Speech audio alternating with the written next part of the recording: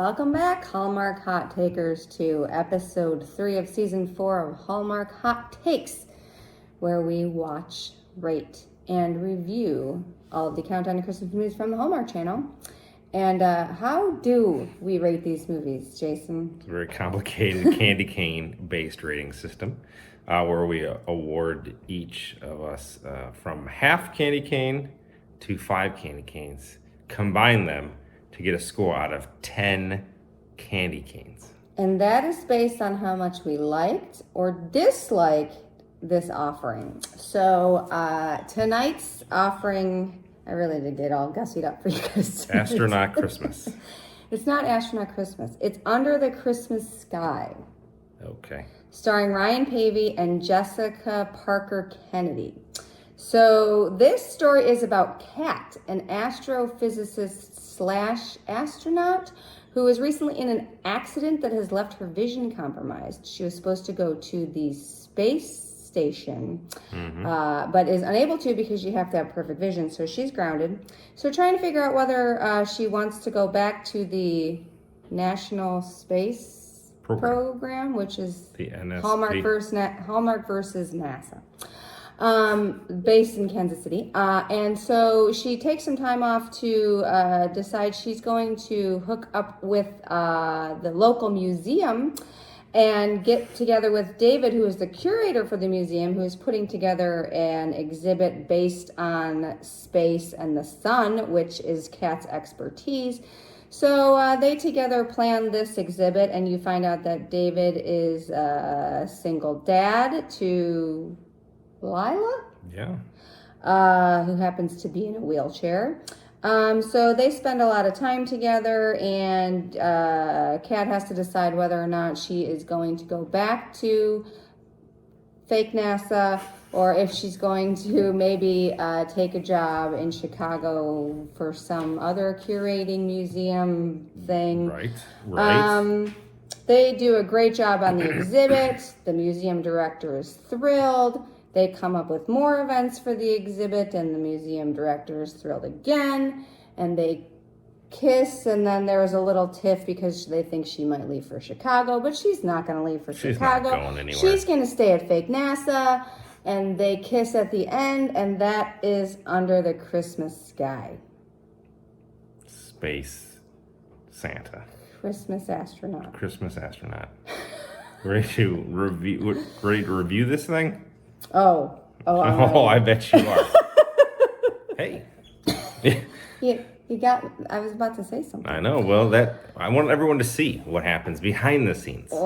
I was going to make an off-camera comment on the movie, but I didn't because it would have maybe perhaps sullied or otherwise colored his review. So, we want on-camera. Right. Remarks. So what are we going with first, likes or dislikes? Likes. Oh, God. Let's do likes. I don't think God had anything to do with this. No, he did not. I like the couples curling.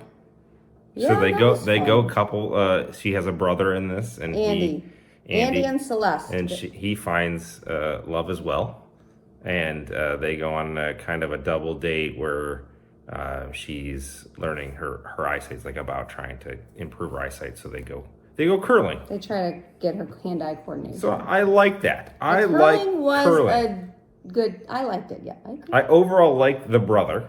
I thought he was good. I actually really liked Andy. I did. I liked his romance. I really liked Celeste. Yeah. So she worked at the museum too. And Andy, her brother, he's out of where he's trying to find out what he wants to do. So he kind of takes a shine to Celeste and then agrees to help her with some of the events that she has planned for the kids at the museum. And they have a really nice little romance that actually kind of... I love their romance. Stole the show. I love both. They were great. They were great. I loved both. They were... I agree. The best side romance. Better than the main romance is what I have written down. I would have to agree with that. So I loved that. I thought the daughter was pretty cute. I liked the part where she gets to go to fake NASA and she learns from some of the people that work there. Oh yeah, that was cool. So, she worked, and there was another guy who worked there who was also in a wheelchair. Because she was sad because she couldn't go to space, and then get to talk to him, and he was really important at fake NASA. So it was really cute. So I really like that aspect of it. What about, do you have any positives? The first scene of the movie when she's at the doctor's office and she finds out that her vision is not going to come back, she did look genuinely devastated. I think that was the best partly acted of the whole movie. I really felt like she was very devastated. Yeah. Was it as devastated as me watching this movie? Stop. We're not there yet. Oh, okay. Sorry. Again, I can't say enough about Celeste and Andy. They were the bright spot of this movie. Them. And Jenna, well, she kind of annoyed me. Ugh. I think she was a good best friend. Her best friend, Jenna. Okay. Those were my likes. Okay, let's get to the brass tacks here. We're 2:45 in. We've done the brief talk about review. We've done the positives. Let's get into it. She's a weird friend. Like, I had a weird but friend. she was a good friend. She tried to do right bizarre. by her friend. His boss was an awful. Idiot. Awful. Renee is an idiot. His boss was an idiot. The museum director. I don't like her. Simple-minded. I thought she was sneaky. Like, I just didn't micromanaging. Yes. Like, she had like this weird thing about her. Like, she had another motive of it. And at first I thought it was like, the museum's going to close. The museum's going to close. Right. Maybe she's like trying to get someone to like maybe set him up with someone because he's worried. Like, none of that. She is just a weird. lunatic. Weird. I had that as well. Yeah, I hated that. These are the richest librarians ever. Her parents, okay? Her parents are both librarians. I don't know the average salary of a librarian. Where are we at? Kansas City? Kansas City. I don't know. If anyone wants to fact check us here, but I gotta say, they live in like a mansion. This house is like 5,000 square I feet. think they have generational wealth. I don't know. I don't know if 2 librarians make that kind of money. No. If they do, I'm in the wrong damn business. I didn't like NSP is the ripoff of NASA. Then they rip off NORAD's Santa Tracker later on in the movie. It's like, get an original idea. Or pay NASA to be in it. Like, you're going to pay NASA to be in a Hallmark movie? At least get the branding of it. You can't get NASA branding. Fake NASA. Fake NORAD Santa Tracker. God. How about the pagan version of Christmas that we got to hear about with this word? I don't know. They were trying to connect the sun to Christmas, and I get it. No. The winter solstice and the people who used to worship the sun, blah, blah, blah. It just seemed very forced and contrived. There was shockingly no Jesus anywhere. How awkward was the first kiss? It was horrible. What does it say? Awkward first kiss. Terrible first kiss. Like, out of nowhere. No build up whatsoever. The problem is because this romance was so forced, they had no chemistry. No chemistry whatsoever. I thought for a while there that they weren't going to have the romance for him. And I'm like, this would be actually a really good one. They're not going to have a romance, and it's just the brother that has the romance. But no. Like, he's helping her fix a necklace. And then they kiss, and then the daughter interrupts, because that's what the daughter does, interrupt kisses. And it's like, that was just awkward.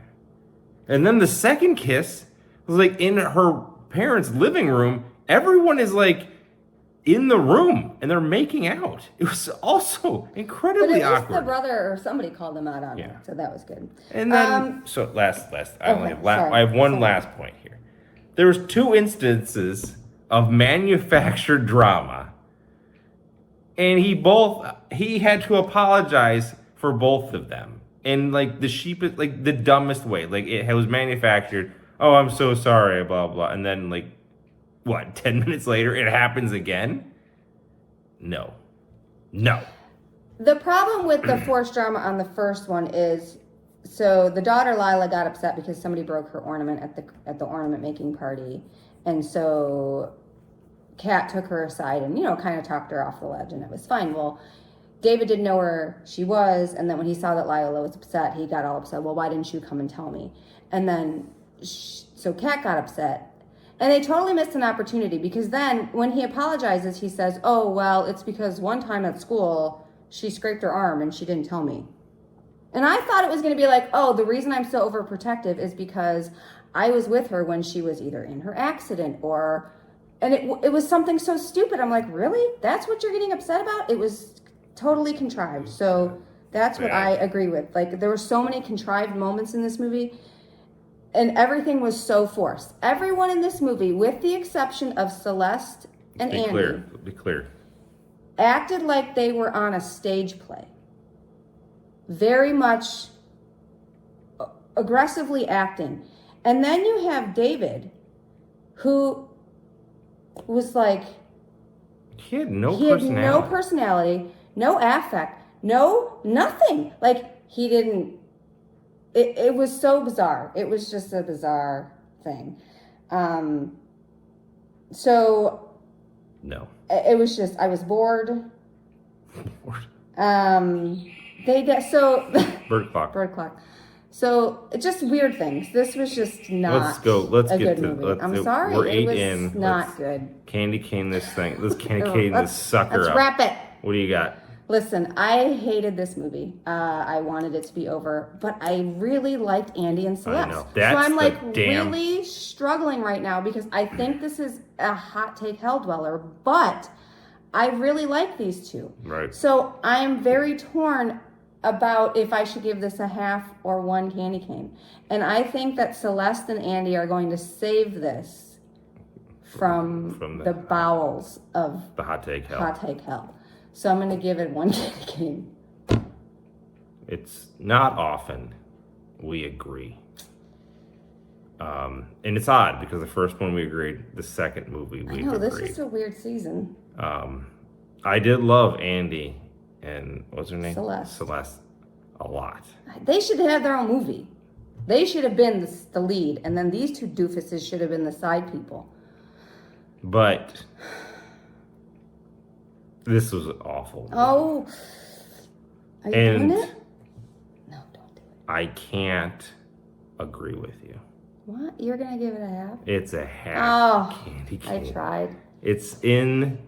It's close to hell right now. It's the second worst rating you can possibly get. So it's like at the door of hot take hell. And here's the thing. Like, nothing saves this. Like, here we're at a 10, and then you're just like careening down into the bottom. We're going to get negative likes on this video. Yeah, people are going to be mad because people like Ryan Paevey, but I don't know what I love him. But give him some, like, a character. But, okay, I agree, but he needed to bring it. He didn't bring it with this one. No, and they didn't give him a good story, and they didn't. This is a terrible story, but I don't know. I want to see the sequel where Andy is the lead. And give Andy and Celeste their own movie. Yeah, I'll watch it. I'm here to tell you. All right, let's do previews. Please tell me something good's coming. I don't know. But the movie's called Christmas by Design, starring Rebecca Dalton and Jonathan Keltz. So here's what this one's about. Sure. Fashion designer gets accepted to a Christmas challenge to create a new holiday-themed collection and not only find inspiration for the next line, but decides to redesign her approach to what's most important in life. This tells you really nothing about the movie, but that's fine. It says Christmas design. I'm in. Christmas by Design. Is she a clothing designer? Is she a graphic designer? Is she Andy was a graphic designer. They can't double down on the graphic designers. That's too much. Maybe Andy will be in this movie. I hope so. I hope so. All right. Good night. Peace.